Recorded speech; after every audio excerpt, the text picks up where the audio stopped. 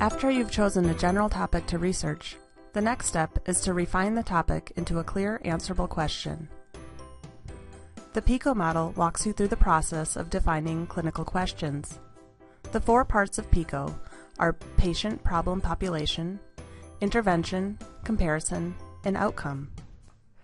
P might stand for patients of a certain age or sex, populations who may live in a geographic location, or those with a similar primary problem. I stands for intervention, and this can include therapies, diagnostic tests, or preventative measures. C is for comparison or control. Are you comparing one intervention to another?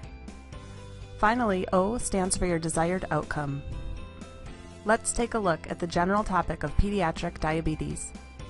Searching PubMed for these terms brings up thousands of results on a variety of topics that range from the rates of comorbidities to drug therapies and social determinants of health for children with diabetes. Our goal is to create a focus question that only looks at one of these topics. Consider this question: what is the efficacy of metformin versus rosiglitazone on glycemic control for children with type 2 diabetes? In this more focused question, our patient population is children with type 2 diabetes.